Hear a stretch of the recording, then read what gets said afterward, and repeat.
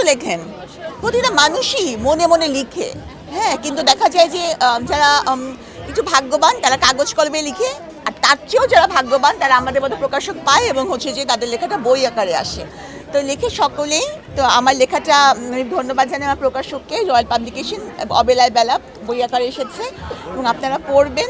এই বইটাতে হচ্ছে যে কাল্পনিক চরিত্র, এটা একটা গল্প গ্রন্থ।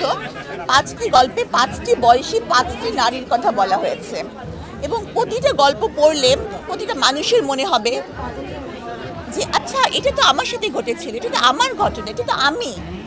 সাবিনা কেমনি জানলো আর জেনে লিখে ফেললো, মানে এতটাই জীবন ঘনিষ্ঠ এটা বইটা।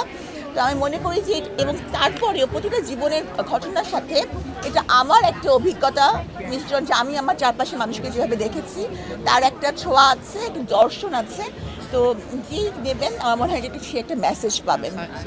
যেহেতু নতুন বাংলাদেশ, আমার তো মনে হয় যে এরকম কিছু হওয়াটা উচিত না। হ্যাঁ, কারণ আগের মতনই যদি হয় তাহলে আর নতুন বাংলাদেশ কেন? তো আর তারপরেও আমি বলবো যে আমি মনে করি বইমেলায় আসা প্রত্যেকটা নাগরিকের অধিকার।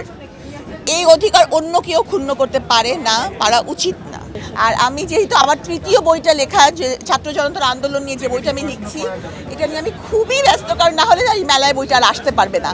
তো আমি এগুলা একটু সোশ্যাল মিডিয়া থেকে এখন একটু দূরেই আছি।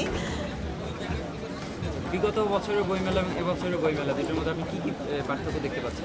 আসলে পার্থক্য বলে ওঠার সময় এখনো আসেনি, কারণ আজকে মাত্র তৃতীয় দিন। হ্যাঁ, এটা সময় বলে দিবে। হ্যাঁ, তো দেখা যাক। আমি তো আমরা প্রত্যাশা করি যে অনেক অনেক বেশি ভালো কিছু, তাই না? এটা সবারই প্রত্যাশা। এই এই মানে এই মাসটা মাথায় শুধু বই আর বই।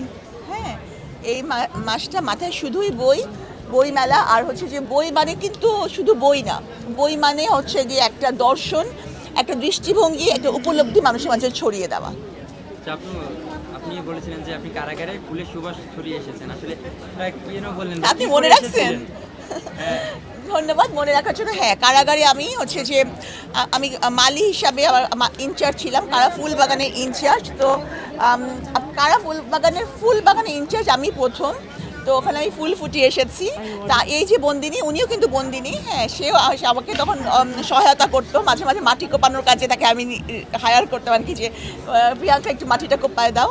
তো আমি বলবো যে আমি কারাগারেও ফুল ফুটে আসছি, এটা একটু সাক্ষী আছে। আচ্ছা, অবেলায় বেলা বন্দিনী দ্বিতীয় খণ্ড, আর আরেকটা যেটা ছাত্র জনতার আন্দোলন নিয়ে লিখছি, ওটা এখনও শেষ হয়নি। আমি ওটার কাজ নিয়ে আমি খুবই সময় দিতে পারছি না, যেন আমি খুব অস্থির।